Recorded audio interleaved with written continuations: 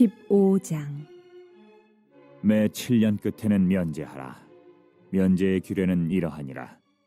그의 이웃에게 구워진 모든 체주는 그것을 면제하고 그의 이웃에게나 그 형제에게 독촉하지 말지니 이는 여호와를 위하여 면제를 선포하였음이라.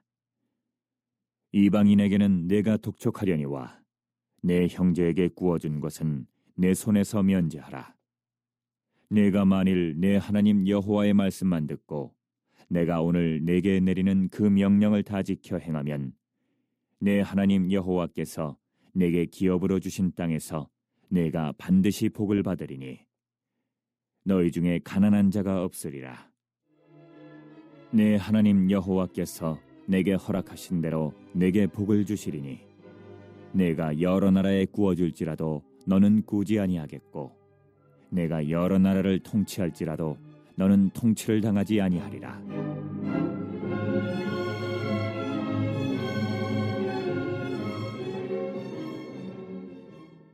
내 하나님 여호와께서 내게 주신 땅 어느 성읍에서든지 가난한 형제가 너와 함께 거주하거든 그 가난한 형제에게 내 마음을 완악하게 하지 말며 내 손을 움켜쥐지 말고 반드시 내 손을 그에게 펴서 그에게 필요한 대로 쓸 것을 넉넉히 구워주라.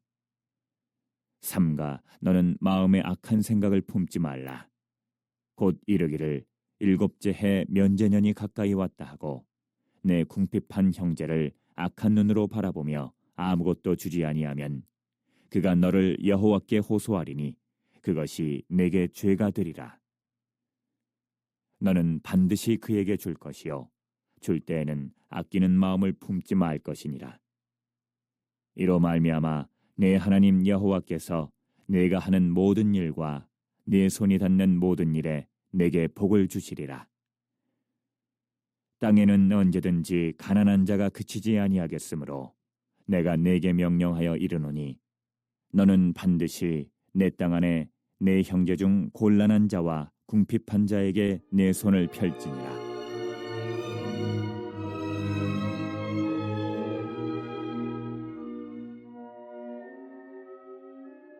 내 동족 히브리 남자나 히브리 여자가 내게 팔렸다 하자. 만일 6해 동안 너를 섬겼거든 일곱째 해에 너는 그를 놓아 자유롭게 할 것이요 그를 놓아 자유하게 할 때에는 빈손으로 가게 하지 말고 내 양무리 중에서와 타작마당에서와 포도주 틀에서 그에게 후히 줄지니 곧 내 하나님 여호와께서 내게 복을 주신 대로 그에게 줄지니라. 너는 애굽 땅에서 종되었던 것과 내 하나님 여호와께서 너를 속량하셨음을 기억하라. 그것으로 말미암아 내가 오늘 이같이 내게 명령하노라. 종이 만일 너와 내 집을 사랑함으로 너와 동거하기를 좋게 여겨 내게 향하여 내가 주인을 떠나지 아니하겠노라 하거든 송곳을 가져다가 그의 귀를 문에 대고 뚫으라. 그리하면 그가 영구히 내 종이 되리라. 내 여종에게도 그같이 할지니라. 그가 6해 동안에 품꾼의 삭새 배나 받을 만큼 너를 섬겼은즉 너는 그를 놓아 자유하게 하기를 어렵게 여기지 말라. 그리하면 내 하나님 여호와께서 내 범사에 내게 복을 주시리라.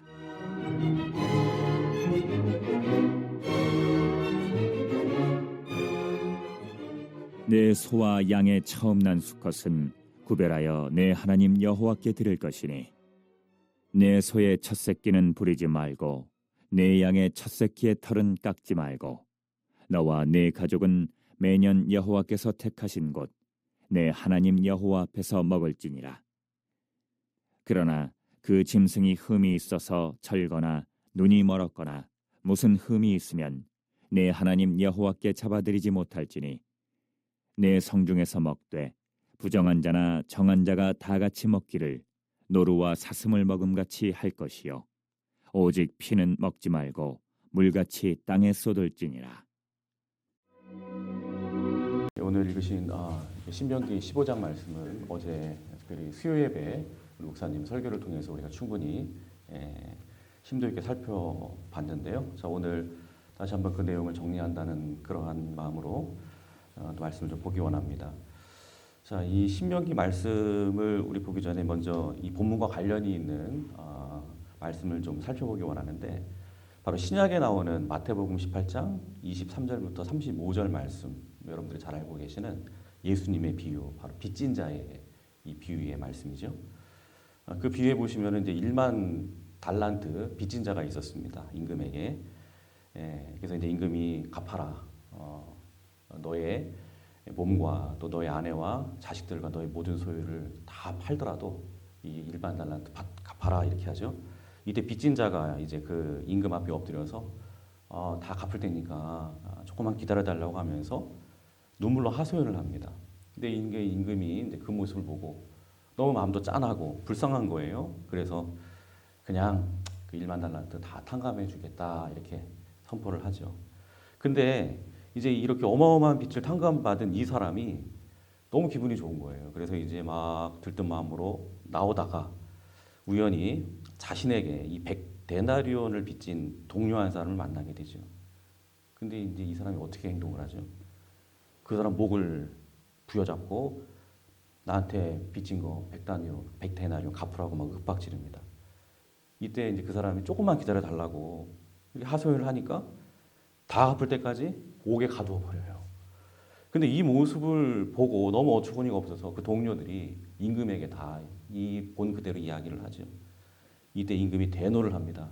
그리고 당장 그 내가 탕감해준 그 1만 달란트 탕감해준 그 사람을 옥에다가 가둬버리라고 이렇게 명령을 하는 그런 예수님의 비유인데, 그러면서 예수님께서 이런 말씀을 하시죠. 마태복음 18장 35절에 너희가 각각 마음으로부터 형제를 용서하지 아니하면 나의 하늘 아버지께서도 너희에게 이같이 하시리라. 이게 무슨 말씀이에요? 여러분, 우리 모두는 다 우리 주 예수 그리스도의 십자가 보혈의 공로로 말미암아, 즉 어마어마한 그 은혜로 말미암아 1만 달란트와 같은 정말 우리의 능력과 우리의 힘으로는 결코 치룰 수 없는 그 엄청난 죄값을 깨끗하게 탕감받은 은혜를 입은 사람들이 바로 저와 여러분들인 줄로 믿습니다. 또 우리가 이것을 인정한다면, 이런 감사의 마음을 갖고 있는 사람이라면, 그러면 당연히 도의적으로라도 어떻게 해야 되는 겁니까?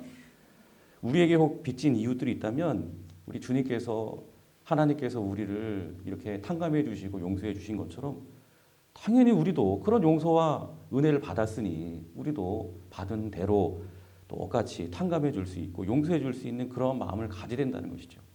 이런 모습이 예수님을 통해서 죄를 탕감받은 자, 죄사함 받은 자, 즉 예수 믿는 자들의 삶에 합당한 자세가 되어야 된다는 것입니다. 자, 그래서 오늘 신명기 15장으로 다시 돌아와서 오늘 신명기 15장 말씀은 바로 이 같은 하나님의 명령이 이제 마치 우리가 예수님의 보혈의 은혜로 말미암아 이렇게 하나님의 자녀가 된 것처럼 이스라엘 백성들도 이제 애굽 땅에서 해방돼서 이제 가나안 땅으로 들어가 하나님의 자녀로, 하나님의 은혜 안에 살아가야 하나님의 자녀로, 백성으로 살아가게 될 사람들이잖아요. 그러니까 그렇게 살라, 은혜 받았으니까 너희도 그렇게 살라 하면서 하나님이 주시는 명령이에요. 그래서 1절부터 5절에 보시면 먼저 이 빛을 면제해 주는 해에 대한 규례를 말씀하고 있죠. 그러니까 이제 은혜 받았으면 너희도 은혜를 베풀어라, 그거예요. 자, 그래서 1절에 보니까 매 7년 끝에는 면제하라. 그러니까 빚진 자들이 있느냐? 7년째에는 독촉하지 말고 다 면제해 줘라. 그러니까 이제 이거는 그냥 용서해 줘라. 그냥 그런 말씀이죠. 또 7절부터 11절에 또 보시면 이번에는 이 가난한 자들에게 절대로 강박하게 굴지 말고 손을 넉넉히 펴서 도와줘라. 막 조건 따지지 말고 막 계산하지 말고 언제든지 가난한 자들이 너무 힘들고 너무 지금 많이 고달프니까 좀 도와주세요. 좀 돈 좀 빌려주세요. 언제든지 이렇게 요청을 하면 마다하지 말고 넉넉히 펴서 도와줘라. 근데 당시에 이 가난한 자들은 이제 대부분 다 빚을 지게 되지 않겠습니까? 그런데 이 앞서 말씀드린 규례대로 7년째에는, 어제도 담임 목사님이 그런 말씀하셨는데 7년째에는 다 빚을 탕감해줘야 하는 이 규례 때문에, 그러다 보니까 이제 이게 너무 얄미운 거예요. 그래서 9절에 보시면 삼가 너는 마음에 악한 생각을 품지 말라. 곧 이르기를 일곱째 해 면제년이 가까이 왔다 하고 내 궁핍한 형제를 악한 눈으로 바라보며 아무것도 주지 아니하면. 그러니까 이제 7년째 면제를 해줘야 되는데 한 6년째쯤 와가지고 빌려달라 그러면은 바로 다 면제해줘야 되거든요.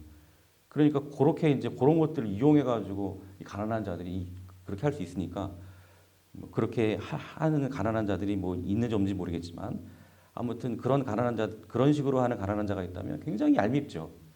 예, 그래서 강박하게 굴면서 더 이상 구워주지도 않고 도와주지도 않는 이런 일들이 벌어질 수가 있는데 절대로 그렇게 하지 마라. 그래서 구절 하반절에 하나님께서는 그렇게 하면 그런 모습이 죄가 되게 하신다 이렇게 말씀하고 있는 것입니다. 그러니까 아무 조건 없이 그냥 막 계산하지 말고 그냥 가난한 자가 좀 돈 좀 빌려달라고 하면 언제든지 넉넉하게 내가 은혜 받은 것처럼 내가 탕감 받은 것처럼 그런 마음으로 그냥 다 주겠다는 그런 마음으로 그냥 줘라 그런 말씀인 거죠. 또 12절부터 18절에 보시면 이제는 종에 대한 규례가 나오죠. 그러니까 같은 동족이 이제 빚을 못 갚아가지고 이제 종이 되는 그러한 사례들이 굉장히 많았는데 그래서 이제 내 종이 되었어요. 그런데 6해 동안 나를 위해서 종으로 열심히 섬겼으면 7번째 해에는 반드시 그를 놓아서 자유롭게 해줘야 된다. 그리고 그를 보낼 때에도 절대로 빈손으로 내보내면 안 되고 반드시 재산을 넉넉하게 주고 그렇게 해서 자유를 줘야 된다. 물론 16절부터 보시면 이제 종된 자가 자신이 섬기던 주인과 살던 집을 너무 사랑해서 아유 저 나가지 않겠습니다. 예. 자유를 마다하고 떠나기 싫어하면 이제 송곳으로 귀를 뚫어가지고 영구적인 종이 되게 할 수도 있었습니다. 그러나 이것은 절대로 강압적으로 그렇게 하는 게 아니죠. 자신의 의사에 따른 그러한 조치일 뿐인 것입니다. 분명한 원칙은 뭐냐? 7년째에는 반드시 넉넉한 재산과 함께 자유를 주고 내보내야 된다. 자, 그러니까 한결같은 이 신명기 15장 말씀에 나오는 이 규례들을 통해서 하나님께서 말씀하시는 한결같은 그 뜻이 뭡니까? 강박하게 대하지 말고 다 탕감해 줘라. 다 용서해 줘라. 예, 그런 명령이 아니겠습니까? 근데 하나님께서 왜 이런 명령을 내리신다고요? 여기 15절을 다 같이 한번 봉독하겠습니다. 이게 핵심입니다. 15절. 자, 시작. 너는 애굽 땅에서 종 되었던 것과 내 하나님 여호와께서 너를 속량하셨음을 기억하라. 그것으로 말미암아 내가 오늘 이같이 내게 명령하노라. 그러니까 서두에서 말씀드린 예수님의 비유 딱 그 말씀이에요. 바로 이스라엘 백성들 너희가 애굽에서 종 되었을 때 그 종의 이 비참함은 마치 1만 달란트와 같이 결코 벗을 수 없는 그러한 빛이에요. 그런데 하나님께서 너희를 그냥 다 속량해 주지 않았느냐. 종이라고 하는 이 1만 달란트를 다 탕감해 주지 않았느냐. 그렇다면 속량받은 자로서 속량이라고 하는 것은 돈을 주고 다 깨끗하게 다 치러준다는 얘기거든요. 그러니까 속량받은 자로서 하나님의 1만 달란트 은혜 받은 자로서 마땅히 너희도 다른 사람을 다 그렇게 속량해주고 탕감해주는 다 용서해주는 그런 삶을 살아야 된다. 이런 삶을 사는 자가 장차 가나안 땅에 들어가서 나를 하나님으로 모시고 나와 함께 더불어 영원히 그렇게 살아가야 할 내 사랑하는 백성들의 모습인 것이다. 이것이 바로 내 백성의 모습이다. 이렇게 말씀하고 있는 거예요. 여러분 오늘도 마찬가지입니다. 예수 그리스도의 은혜로 말미암아 1만 달란트 같은 죄를 탕감받은 저와 여러분들도 여러분 똑같아요. 우리가 정말 마땅히 죽을 수밖에 없었던 죄를 탕감받고 용서받은 이 같은 엄청난 은혜를 경험한 사람들이라면 저와 여러분 역시도 어떻게 되겠습니까? 진정 모든 사람들에 대해서도 우리가 다 용서하고 탕감해주고 도와주고 여러분 다 그렇게 해야 되는 거예요. 즉 내가 은혜를 받았습니까? 감당할 수 없는 어마어마한 은혜를 받았습니까?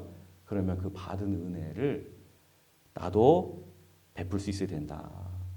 그래서 오늘 하나님께서 15장 말씀을 통해서 이것을 우리에게 명령하시는 것인데 근데 감사한 것은요. 참 하나님은 참 너무 좋으신 분이에요.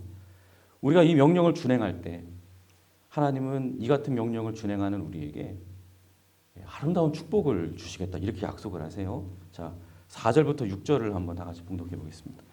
4절부터 6절 시작. 내가 만일 내 하나님 여호와의 말씀만 듣고 내가 오늘 내게 내리는 이 명령을 다 지켜 행하면 내 하나님 여호와께서 내게 기업으로 주신 땅에서 내가 반드시 복을 받으리니 너희 중에 가난한 자가 없으리라. 내 하나님 여호와께서 내게 허락하신 대로 내게 복을 주시리니 내가 여러 나라에 구워줄지라도 너는 꾸지 아니하겠고 내가 여러 나라를 통치할지라도 너는 통치를 당하지 아니하리라. 또 10절을 다 같이 봉독하겠습니다. 10절 시작. 너는 반드시 그에게 줄 것이요 줄 때에 되는 아끼는 마음을 품지 말 것이니라. 이로 말미암아 내 하나님 여호와께서 내가 하는 모든 일과 내 손이 닿는 모든 일에 내게 복을 주시리라. 자, 마지막으로 또 18절 다 같이 읽겠습니다. 그가 6해 동안에 품꾼의 삭새 배나 받을 만큼 너를 섬겼은즉 너는 그를 놓아 자유하게 하기를 어렵게 여기지 말라. 그리하면 내 하나님 여호와께서 내 범사에 내게 복을 주시리라. 여러분 너무 감사하지 않습니까? 은혜 받은 자로서 당연히 나도 그렇게 은혜를 베푸는 것, 다른 사람을 탕감해주고 용서해주는 것, 내가 그렇게 받았으니 나도 그렇게 하는 것 마땅한 거예요. 근데 그 마땅한 일을 하는 우리에게조차 이처럼 풍성하게 복을 부어주시겠다 이렇게 약속하십니다. 얼마나 좋으신 하나님이신지 몰라요. 근데 하나님께서 이렇게 축복하시는 분명한 이유가 있어요. 왜 축복이 당연함에도 불구하고 당연한 일을 하는데도 불구하고 왜 축복을 하실까? 그 이유는 여러분 하나님의 은혜라고 하는 것은요. 잊지 마십시오. 하나님의 은혜라고 하는 것은 절대로 그냥 한 곳에만 딱 고정되어 머물러 있게 되기를 하나님은 절대로 바라지 않으세요. 여러분 하나님의 은혜는 반드시 흘러가야 되는 거예요. 흘러가야 되는 거예요. 즉 하나님의 은혜가 나에게 하나님으로부터 나에게 이렇게 흘러 들어왔으면 그 은혜가 나에게만 딱 머물러 있게 하는 게 아니라 반드시 다른 사람에게로 또 이렇게 흘러가게 해야 됩니다. 그리고 또 나에게서 은혜를 받은 또 그 사람은 그 받은 은혜를 또 다른 사람에게 흘러가도록 또 그렇게 해야 되는 거예요. 그렇게 해서 하나님의 은혜가 이 땅의 모든 사람들 가운데 한 사람도 예외 없이 다 흘러 들어가도록 만드는 것. 이것이 바로 은혜 베풀기 원하시는 하나님의 뜻인 줄로 믿습니다. 그러니까 온 세상 가운데 하나님의 은혜로 가득 넘쳐나는 세상이 되기를 하나님께서 원하시는 거예요. 이 같은 은혜를 통해서 하나님은 무엇보다도 이 땅의 모든 사람들이 그 하나님의 사랑을 깨닫기를 원하고 하나님께로부터 멀어져 있던 그 모든 사람들이 하나님께로 다 돌아오게 되기를 원하시는 줄로 믿습니다. 그래서 예수님께서 이 땅의 모든 사람들이 다 예수를 알기를 원하고 다 하나님께 돌아오기를 원한다는 그런 말씀이 신약에도 분명히 그렇게 선포되고 있죠. 그래서 하나님은 이 사명을 잘 감당하는 사람, 이 은혜를 잘 흘러가게 하는 이 사명을 잘 감당하는 사람에게는요, 더 많은 은혜의 물줄기를 부어 주시기를 원하시는 거예요. 그래서 그 사람으로부터 계속해서 그 사람에게 은혜의 물줄기를 부어 주셔서 그 사람을 통해 더 많은 은혜의 물줄기가 더 많은 사람들에게로 왕성하게 흘러 들어가도록 하시기 위해서, 그래서 이렇게 하나님이 베푸신 그 은혜를 잘 나로 하여금 이렇게 흘러가도록 하는 일을 잘하는 사람들은 계속 부어주세요. 그 사람에게 또 흘러가게 하고 또 흘러가게 하고. 사랑하는 성도 여러분, 혹시 아직도 탕감해 주지 못하고 또 용서하지 못한 그런 사람들이 있다면 내가 바로 빚진 자였다는 사실을 잊지 마시고 내가 바로 은혜 받은 자였음을 잊지 마시고 여러분 이제는 다 용서하시고 은혜를 베푸시기를 바랍니다. 결코 하나님의 은혜가 그냥 나에게서만 딱 그냥 오고 나서 중단되도록 그렇게 하지 마시고 그 은혜가 나에게서 다시금 흘러가도록 그렇게 반드시 그렇게 하시기를 바랍니다. 그래서 부디 오늘 약속하고 계시는 이 모든 은혜와 복을 다 받아 누리시고 더 많은 은혜를 계속적으로 흘려보내며 세상을 온통 하나님의 은혜로 넘쳐나게 하시는 이 하나님의 귀한 비전을 위해서 아름답게 쓰임받는 진짜 하나님의 백성들 다 되시기를 주님의 이름으로 축원합니다. 기도하겠습니다.